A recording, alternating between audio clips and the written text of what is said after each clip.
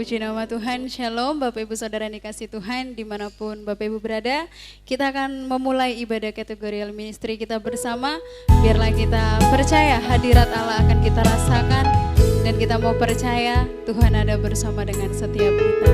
Terima kasih Tuhan, terima kasih Bapa. Tiada pernah kami ragukan kasih setiamu dalam kehidupan setiap kami. Terima kasih Tuhan.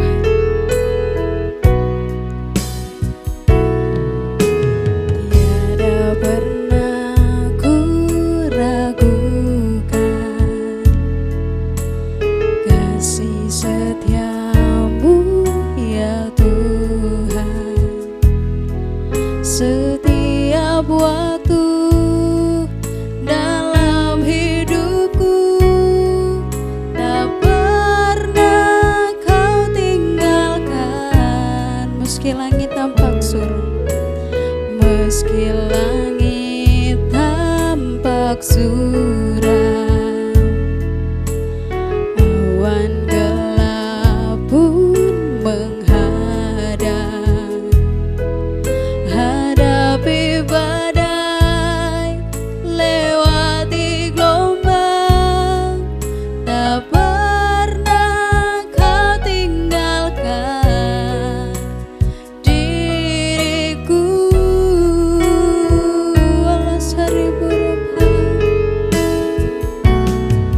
Walau seribu rebah di sisiku,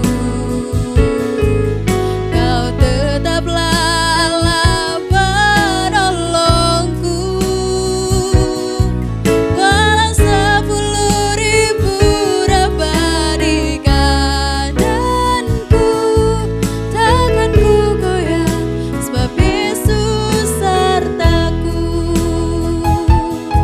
Kita memujikan pujian dari segenap hati kita. Tiada pernah ku ragukan, tiada pernah ku ragukan kasih setiamu, kasih setiamu ya Tuhan. Setiap waktu dalam hidupku tak pernah kau tinggalkan. Meski langit tampak suram, awan gelap pun menghadang. Hadapi badai, lewati gelombang, tak pernah kau tinggalkan diriku.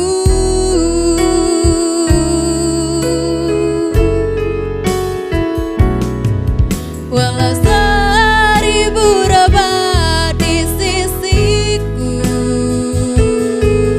kau tetaplah Allah penolongku. Walau 10.000 rebah di kananku, takkan ku goyah sebab Yesus sertaku. Walau 1000 rebah, walau 1000 rebah di sisiku, kau tetaplah Allah penolongku. Kau tetaplah Allah penolongku. Walau 10.000 rebah di kananku, takkan ku goyah sebab Yesus sertaku. Saya rindu kita pujikan pujian dengan segenap hati kita. Tiada pernah ku ragukan, tiada pernah ku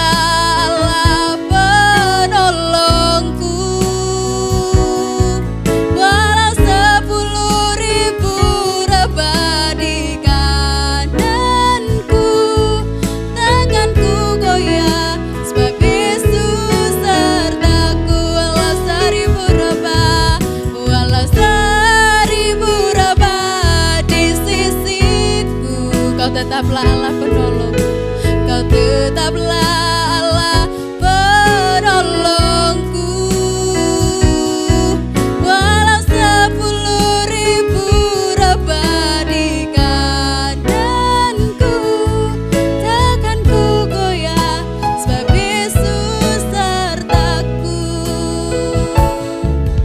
Walau 1000 rebah di sisiku, Kau tetaplah Allah penolongku.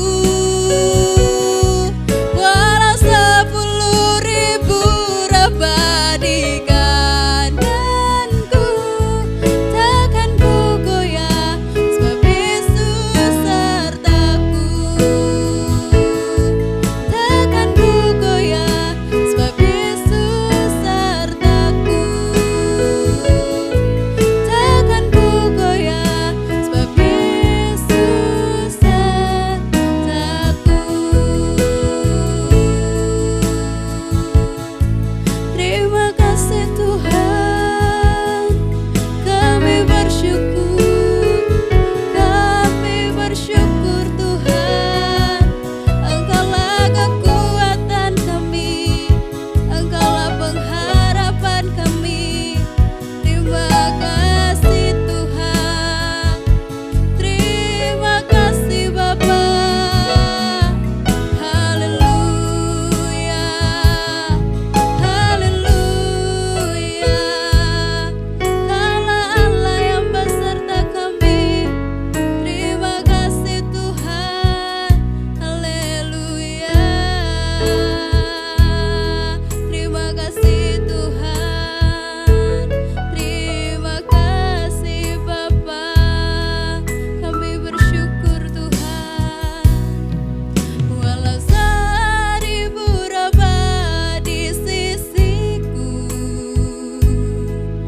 Kau tetaplah Allah penolongku.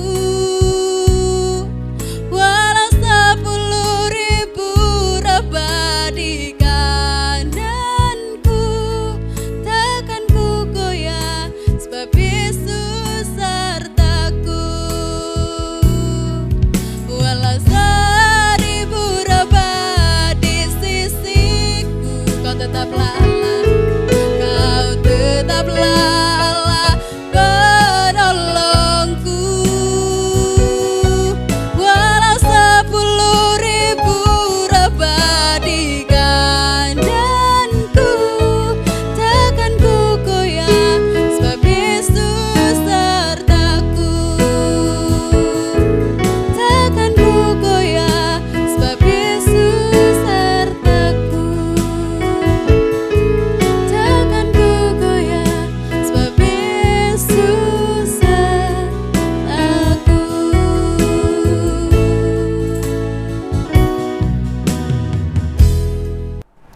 Selamat malam, kita boleh bertemu oleh karena kasih dan kemurahan Tuhan Yesus. Mari kita berdoa. Bapa kami, di dalam nama Tuhan Yesus, kami boleh bersyukur atas kebaikan Tuhan. Pada malam hari ini kita boleh bertemu, dan sebentar kami mau mendengarkan kebenaran firman Tuhan. Biarlah firman Tuhan boleh menjadi kekuatan dalam hidup kami, di dalam kami percaya mengikut Engkau. Terpujilah nama Tuhan, dan Tuhan memberkati kami semuanya, sehingga kami boleh dikuatkan dan dipimpin oleh Tuhan di dalam pemberitaan firman Tuhan. Dalam nama Tuhan Yesus, haleluya, amin. Puji nama Tuhan, kita boleh bersyukur atas kasih dan karunia Tuhan Yesus Kristus. Kita boleh belajar satu kebenaran firman Tuhan di dalam Mazmur pasal yang ke-54. Dikatakan demikian, doa dalam menghadapi musuh. Untuk pemimpin biduan dengan permainan kecapinya. Nyanyian pengajaran Daud ketika orang Sifi datang mengatakan kepada Saul, Daud bersembunyi kepada kami. Ya Allah, selamatkan aku karena namamu, berilah keadilan kepadaku karena keperkasaanmu. Ya Allah, dengarkanlah doaku, biarlah telinga kepada ucapan mulutku. Sebab orang-orang yang angkuh bangkit menyerang aku, orang-orang yang sombong ingin mencabut nyawaku, mereka tidak memperdulikan Allah. Sesungguhnya Allah adalah penolongku, Tuhanlah yang menolong aku. Biarlah kejahatan itu berbalik kepada seteru-seteruku, binasakanlah mereka karena kesetiaanmu. Dengan rela hati aku mempersembahkan korban kepadamu, bersyukur sebab namamu baik ya Tuhan, sebab ia melepaskan aku dari segala kesesakan dan mataku memandangi musuhku. Di sini kita boleh memperhatikan satu Mazmur Daud di dalam doanya, di dalam dia menghadapi permasalahan. Mungkin kita sebagai anak-anak Tuhan juga mengalami yang namanya permasalahan hidup yang sedang terjadi dalam hidup kita. Kehidupan yang kita jalani sekarang ini banyak hal yang membuat kita berubah, di mana harapan yang hilang, kita kehilangan semangat hidup, kita mungkin meragukan pemeliharaan Tuhan dalam hidup kita. Saat kita mengalami situasi yang sukar dan kita tidak bisa menyenangkan dalam hidup kita, maka masalah-masalah itu silih berganti menimpa kita seolah-olah tidak pernah berhenti, di mana kita selalu melihat masalah selalu muncul dan muncul. Tetapi pada hari ini kita mau belajar untuk selalu mengingat bahwa Tuhan adalah satu-satunya tempat perlindungan yang kokoh di dalam kehidupan kita, bahwa dialah yang menopang hidup kita, dia yang sanggup mengatasi setiap pergumulan kita. Di sini kita mau belajar pada malam hari ini, di mana Tuhan adalah perlindunganku, disesuai dengan doa yang diutarakan oleh pemazmur Daud, di mana di Mazmur pasal 54 adalah Mazmur doa, di mana pemazmur menulis latar belakang ini di dalam kisahnya dalam 1 Samuel pasal 23, di mana pengalaman Daud ketika ia ditimpa banyak masalah hidup yang cukup berat, namun ia tetap percaya kepada Tuhan, pertolongannya, dan Tuhan sanggup melepaskan di dalam kesesakannya. Inilah yang membuat kita untuk percaya kepada Tuhan. Jangan sampai kita berhenti berharap kepadanya. Karena apa? Karena Allah tidak pernah berhenti mengasihi kita. Pemazmur mengalami juga yang namanya pemeliharaan Tuhan. Karena itu pemazmur tidak berhenti di dalam pemeliharaan Tuhan. Mazmur 54 menggambarkan doa yang sangat indah. Kalau kita melihat di dalam pembagiannya, ayat 1 sampai ayat yang kelima adalah doa permohonan kepada Tuhan. Di dalam ayat 3 sampai ayat yang kelima, lalu ayat yang ke-6 sampai ke-9 adalah pujian karena doa yang terkabul. Dalam hidup kita, seringkali kita menyampaikan doa-doa kita saat kita punya permasalahan, saat kita punya pergumulan, tetapi kita tidak pernah memuji Tuhan ketika Tuhan menjawab doa kita. Ketika Tuhan memberkati kita, kita lupa untuk memuji Tuhan. Namun pada malam hari ini kita boleh belajar tentang kebenaran firman Tuhan menurut Mazmur 54. Daud adalah raja Israel yang luar biasa. Raja yang dipakai oleh Tuhan, raja yang sangat luar biasa, karena dengan pemerintahan Daud kita bisa melihat nama Israel, kerajaan Israel menjadi sangat besar, oleh karena Daud dipakai oleh Tuhan secara luar biasa. Kalau kita lihat di dalam kebesaran nama Daud, ternyata dia tidak pernah lepas dengan kondisi permasalahan, kondisi yang tidak menyenangkan di dalam kehidupannya. Peristiwa di dalam 1 Samuel 23, di mana Daud mengalami peristiwa dia dikejar oleh Saul, yang pada waktu itu menjadi raja di bangsa Israel. Kehidupan Daud yang tidak nyaman karena dikejar-kejar oleh Saul sebagai seorang raja. Bagaimana orang tidak akan tenang seorang raja mencari. Kita melihat seorang yang melakukan kesalahan, misalnya di televisi, orang itu melakukan kesalahan lalu diviralkan, masuk TV. Orang yang masuk TV ini pun nggak akan tenang.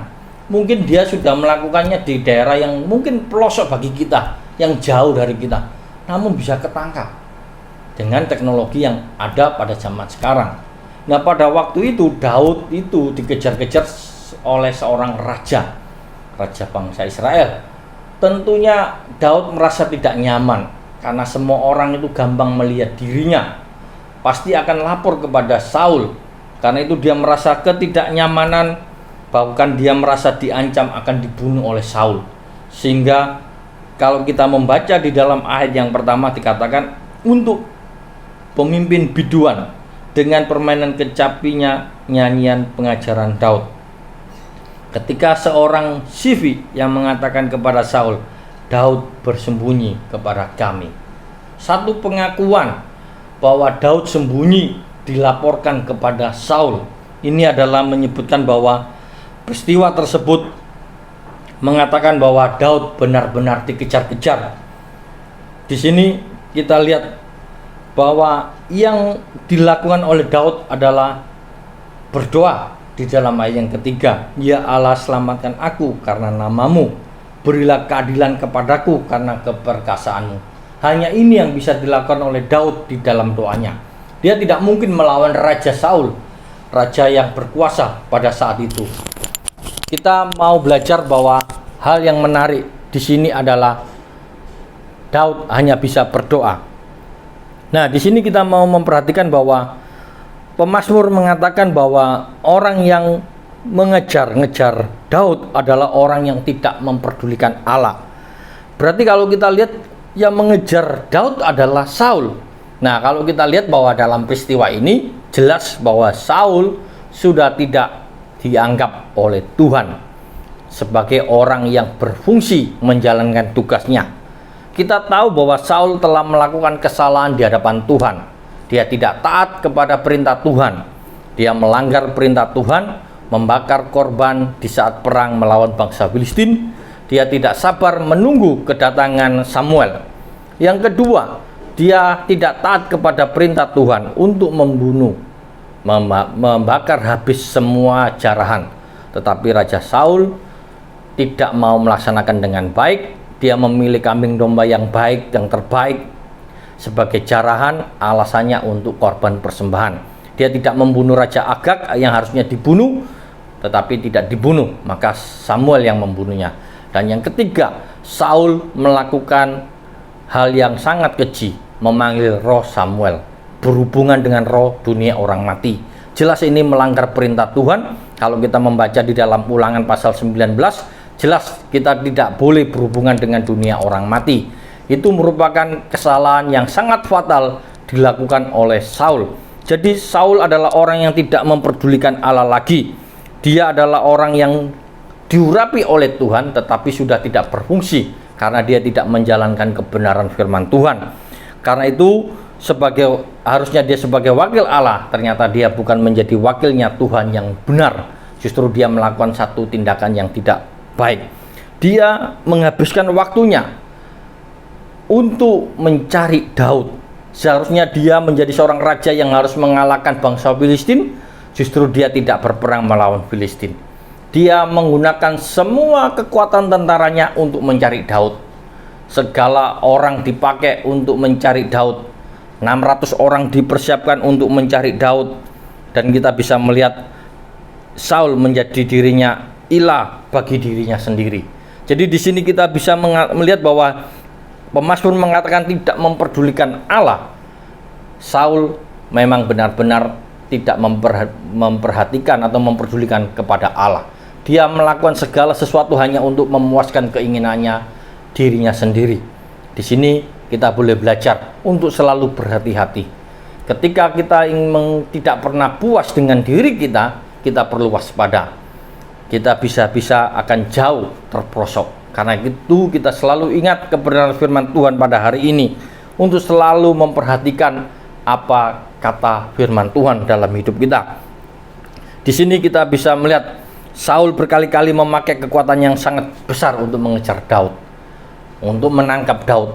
Namun semuanya tidak bisa untuk menangkap Daud dengan baik. Dan kita tahu Saul tidak bisa mempertahankan tahtanya. Saul menjadi pribadi yang gagal di mata Allah. Kita tahu di akhir kematian Saul, dia bunuh diri. Meminta orang untuk menusuk dirinya. Itu adalah hal yang sangat mempermalukan orang yang diurapi Tuhan melakukan hal yang tidak benar di hadapan Tuhan. Di sini kita mau melihat bahwa apa yang dilakukan oleh pemazmur di dalam doanya. Doa menggambarkan tentang seseorang yang sedang terjepit. Jadi kalau kita memperhatikan pemazmur saat itu mengalami tekanan yang cukup berat sampai dibawa di dalam doa. Apakah kalau kita punya masalah, apakah kita tidak boleh berdoa? Ya boleh. Tetapi kita mau belajar di dalam doa pemazmur, di mana di dalam doanya dia hanya ingin meminta keadilan kepada Tuhan. Dia meminta pertolongan Tuhan karena keperkasaan Allah, supaya dia diberikan keadilan. Karena dia tahu bahwa Daud tidak mampu melawan Saul. Daud tahu diri bahwa dia tidak sanggup untuk melawan raja pada waktu itu. Karena itu dia berseru kepada Allah, dan dia tidak salah kalau dia berseru kepada Allah. Dia berseru agar Allah mendengar seruannya, karena dia ditindas oleh musuh. Musuhnya sangat berat dan dia diperlakukan dengan tidak adil, dan dia meminta keadilan di dalam ayat yang ketiga. Di sini kita bisa melihat bahwa doa berdasarkan penyerahan hati di dalam hidupnya, itu yang disampaikan oleh Daud. Daud bukan berdoa untuk keserakan hatinya, bukan untuk minta takhta, bukan untuk menikmati kehidupan, tetapi dia memohon suatu keadilan di dalam dirinya. Bagaimana dia merasakan hidup dikejar-kejar, hidup tidak tenang, itu yang dituntut oleh pemazmur. Dia minta satu keadilan. Ini adalah doa dengan sungguh-sungguh meminta kepada Tuhan supaya Tuhan memberikan keadilan dengan sebaik-baiknya di dalam dunia yang nyata. Di sini kita bisa melihat bahwa Tuhan memberikan keadilan dan hukuman yang tepat yang Tuhan berikan. Keadilan Tuhan benar-benar dinyatakan, di mana doa pemazmur sungguh-sungguh diperhatikan oleh Tuhan. Di mana kalau kita lihat di dalam doanya ayat yang keempat dikatakan, "Ya Allah, dengarkanlah doaku, berilah telinga kepada ucapan mulutku. Sebab orang-orang yang angkuh bangkit menyerang aku, orang-orang yang sombong ingin menyabut nyawaku. Mereka tidak memperdulikan Allah." Di sini kita bisa melihat doa-doa yang disampaikan kepada Allah. Pemazmur sungguh-sungguh menyatakan dirinya bahwa dia sungguh-sungguh tidak mampu menghadapi masalah yang besar di depannya. Karena itu kita bisa melihat doa yang disampaikan kepada Allah. Kita bisa melihat bahwa doa yang sungguh-sungguh dengan ketulusan hati disampaikan oleh pemazmur kepada Allah. Yang kedua, kita mau melihat bahwa pemazmur menyatakan puji-pujian kepada Allah, kepada Tuhan, karena dia melepaskan pemazmur dari kejahatan. Kita membaca di dalam ayat yang ke-6, "Sungguh Allah adalah penolongku, Tuhanlah yang menolong aku. Biarlah kejahatan itu berbalik kepada seteru-seteruku, binasakanlah mereka karena kesetiaanmu. Dengan rela hati aku mempersembahkan korban kepadamu. Bersyukur sebab namamu baik ya Tuhan. Sebab ia melepaskan aku dari kesesakan dan mataku memandang musuhku." Di sini kita bisa melihat bahwa apa yang pemazmur lihat, bahwa Allah mengembalikan kejahatan mereka. Tuhan sendiri menguji Daud dan memberikan kesulitan demi kesulitan. Namun di sini kita bisa melihat bahwa Daud bisa memberikan kelegaan. Daud bisa merasakan kelegaan yang Tuhan berikan di dalam kehidupannya. Di dalam 1 Samuel pasal 23 tadi, di dalam ayat yang ke-26, Daud sudah hampir terkepung. Namun di situ kita bisa melihat Daud memperoleh pertolongannya. Saul dengan tentaranya sudah memecah tentaranya menjadi dua bagian untuk menangkap Daud. Namun di sini kita bisa melihat Daud bisa terlepas, dan Daud bisa terlepas dari perangkapnya Saul. Di sini kita bisa melihat bahwa kecintaan dari Allah adalah alasan utama di mana Allah menjawab doa pemazmur. Di di mana pemazmur mengatakan dengan membawa korban persembahan dengan ibadah kepada Allah dan sebagai ucapan syukur bahwa dia telah dilepaskan dari himpitan musuh. Di sini kita melihat bahwa Daud bukanlah seorang pahlawan gagah perkasa, tetapi dia adalah pribadi orang yang percaya kepada Tuhan. Dia adalah orang yang beriman kepada Tuhan.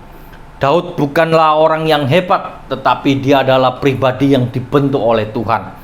Dia mengalami pembentukan menjadikan dia raja yang diperkenan oleh Tuhan. Daud tidak pernah lepas sejak dia muda harus menghadapi berbagai macam tantangan. Sejak dia muda sebagai seorang gembala, dia sudah menghadapi tantangan di padang gurun, di padang belantara untuk mengembalakan kambing dombanya.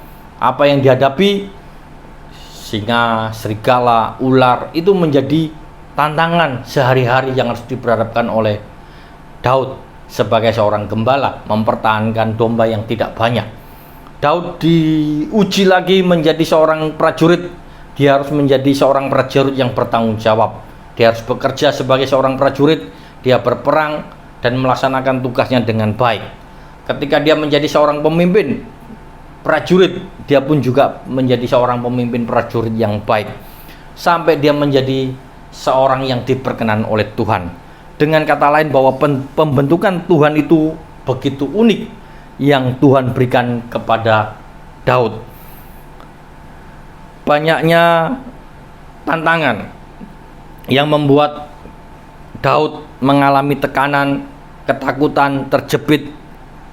Namun di situ Tuhan memberikan kelegaan yang luar biasa. Dalam kehidupan kita terkadang Tuhan izinkan berbagai macam permasalahan-permasalahan hadir datang dalam hidup kita. Namun ketika Tuhan memberikan kelegaan, betapa senangnya kita ini bisa merasakan kelegaan yang tepat pada waktunya. Daud diberikan kelepasan oleh Tuhan saat dia bisa lepas, merupakan hal yang sangat luar biasa. Daud bisa merasakan pertolongan yang luar biasa. Tidak akan berhadapan dengan orang yang diurapi Tuhan, tapi Tuhan sanggup melakukan dengan caranya sendiri kepada pribadi yang tidak setia.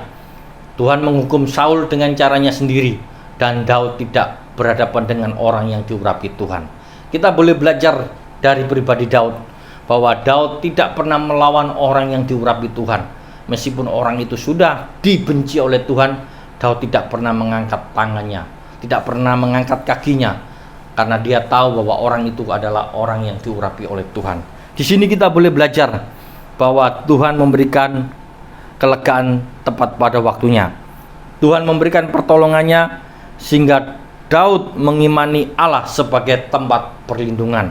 Kita boleh belajar untuk selalu percaya bahwa Tuhan adalah tempat perlindungan kita. Janganlah kita ragu-ragu kepada Tuhan, bahwa Allah adalah tetap Allah yang sama. Allah yang dahulu, sekarang, sampai seterusnya adalah pribadi di mana Allah yang menjadi tempat perlindungan kita.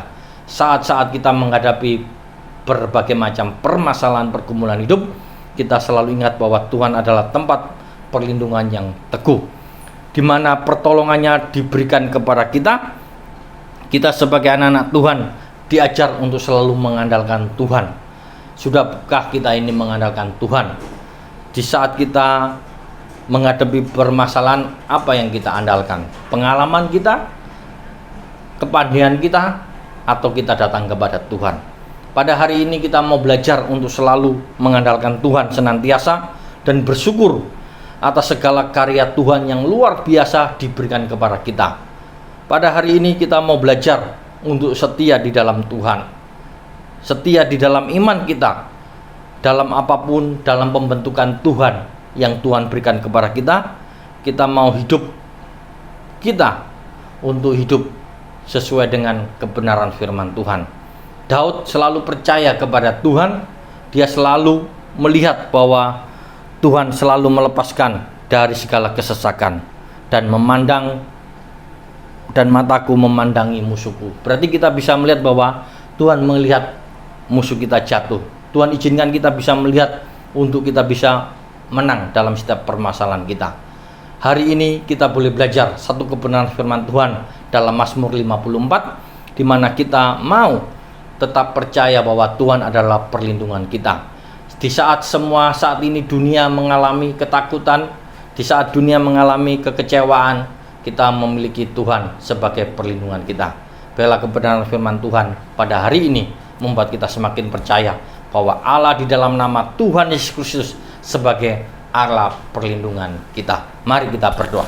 Bapa kami di dalam surga, kami mengucap syukur buat kebenaran firman Tuhan pada malam hari ini.